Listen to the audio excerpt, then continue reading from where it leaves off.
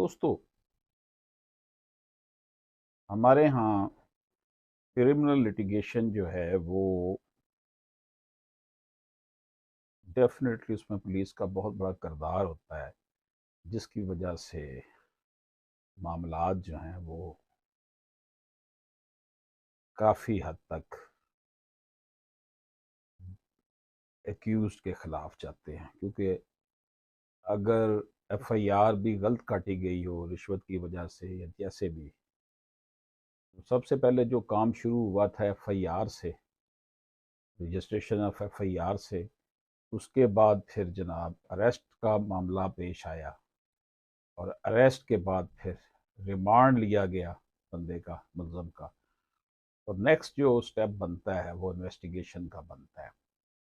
आज हम अपनी इस गुफ्तगू में इन्वेस्टिगेशन की बात करेंगे। दोस्तों,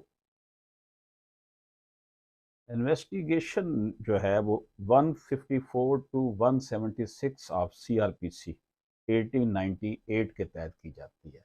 इन इन्वेस्टिगेशन में जो रेलिवेंट प्रोविजन है वो 154 से 176 तक सीआरपीसी की है।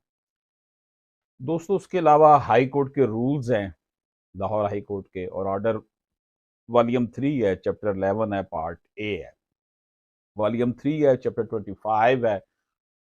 बहुत अच्छी फोरेंसिक लैब भी बन चुकी है। एक्सक्यूज मी जी, हमारे मुल्क में बहुत अच्छी फोरेंसिक लैब भी बन चुकी हैं, और जियो फेंसिंग और ये सीडीआर, जिससे आप लोकेशन चेक कर सकते हैं कि क्या आया कि वो क्राइम सीन जो है वाकई वहां पर हुआ है या नहीं हुआ, क्या झूठ तो नहीं लिखवा दिया गया है एफआईआर में।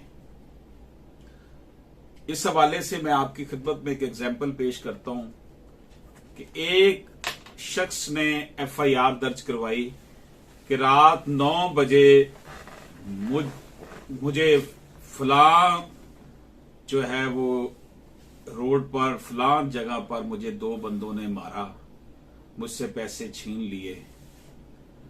अब वो जो 2 बंदे थे जिनका वो जिक्र कर रहा था, एक इस वक्त घर में सोया हुआ था, दूसरा अपने दफ्तर में काम कर रहा था। वहां इनकी जो थी वो कैमरों में तस्वीरें आ रही थी, जो ऑफिस काम कर रहा था।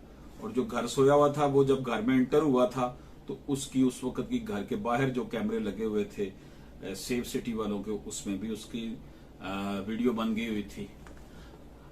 अब मुलजम जो थे, दोनों भाई, दोनों लोग जो थे, उनको कहा गया जी आपने ये वकूआ किया। उन्होंने कहा जी इस वक्त एक दफ्तर में था, मैं इधर था। तो सीडीआर निकाली गई, देखा गया कि उस वक्त उनकी लोकेशन क्या बनी हुई थी। तो पता चल गया कि ये जिसने एफआईआर कटवाई है वो झूठ कह रहा है, क्योंकि उस वक्त वो उस लोकेशन पर थे ही नहीं। तो इन्वेस्टिगेशन में असल में एविडेंस इकट्ठे करने होते हैं। जैसे मैं आपकी खिदमत में ये पेश कर रहा हूं 2015 PCRLJ 1551 कि इन्वेस्टिगेशन बेसिकली हेल्प करती है तमाम प्रोसीजर को अडॉप्ट करते हुए सीआरपीसी के, कि जनाब तय तक पहुंचा जाए। और जो रिपोर्ट वो सबमिट करती है कोर्ट के सामने, वो 173 की रिपोर्ट होती है। 173 सीआरपीसी के तहत एक रिपोर्ट बनाकर भेजती है कि जनाब ये मामला है, हमने तफ्तीश करके देख लिया। अब जज साहब ने खुद तो जाना नहीं है तफ्तीश करने के लिए, इन्वेस्टिगेशन करने के लिए। उसके लिए जाहिर एक एजेंसी है जो कि पुलिस है। पुलिस के भी 2 शोबा जाते हैं, एक ऑपरेशन है जो एफआईआर दर्ज करता है, और एक इन्वेस्टिगेशन है जो कि इन्वेस्टिगेट करके इस तय तक पहुंचता है कि वाकई ये जुर्म हुआ है या नहीं हुआ। तो दोस्तों, हम यहां पर बात करते हैं PLD 2010 SC1109 की, जिसमें यह करार दिया गया कि investigation therefore means nothing more than collection of evidence. Investigation इसके अलावा और कुछ भी नहीं है कि आपने एविडेंस इकट्ठे करने हैं, शवाहद इकट्ठे करने हैं। अब शवाहद में आप जो मुलजम अगर झूठ बोल रहा है तो उसका पॉलीग्राफिक टेस्ट करवाएं। पॉलीग्राफिक टेस्ट में ये होता है कि उसको मशीन पे बैठाया जाता है, तो वो अगर वो झूठ बोल रहा हो तो मशीन पे बैठ के वो सही बोलना शुरू हो जाता है, मशीन उसके ऊपर हावी हो जाती है। आप उसका मोबाइल जो है उससे उसकी लोकेशन चेक करें कि उसको वो किधर था कि किधर नहीं था। जियो फेंसिंग भी इससे बढ़कर एक चीज है। इसी तरह दोस्तों PLD 2006 SC 316 में कहा गया है कि a bare perusal of section 4(1) of the CRPC should have been sufficient to acquaint us with the fact that the investigation only meant collection of evidence and no more। कहते हैं कि सिर्फ section 4(1) जो है CRPC का, वो देखने के बाद ये वाज़ेह हो जाता है कि इन्वेस्टिगेशन का मकसद सिर्फ और सिर्फ एविडेंस कलेक्ट करना है। सजा अदालत ने देनी है। अब अदालत ने डिटरमिन करना कि ये जो एविडेंस हैं दुरुस्त है या नहीं है। इसी तरह दोस्तों 2015 YLR 1015 दोबारा बोल देता हूं, 2015 YLR 1015 में यह करार दिया गया है, the purpose of investigation is always to bring truth on surface by collecting material. Investigation का मकसद सिर्फ और सिर्फ ये है कि हकायक को सफाए मिसल पर लाया जाए। अब दोस्तों यहां पर आपकी खिदमत में मैं जो है वो चंद एक स्टेप्स बताने लगा हूं इन्वेस्टिगेशन के। ये जो स्टेप हैं इसको लैंडमार्क जजमेंट जो है, स्टेप्स इंक्लूड इन इन्वेस्टिगेशन, ये स्टेप लैंडमार्क जजमेंट है 1999 PCRLJ 1357। कौन कौन सा स्टेप है जी इस लैंडमार्क जजमेंट के मुताबिक इन्वेस्टिगेशन का? प्रोसीडिंग टू द स्पॉट, जहां पर वकूआ हुआ है ना उसका जायजा लिया जाए, उसे प्रोसीड किया जाए, देखा जाए वकूआ जहां पर हुआ है, जाए वाकया जो है। उसके बाद दूसरा स्टेप ये ascertainment of the facts and circumstances of the case.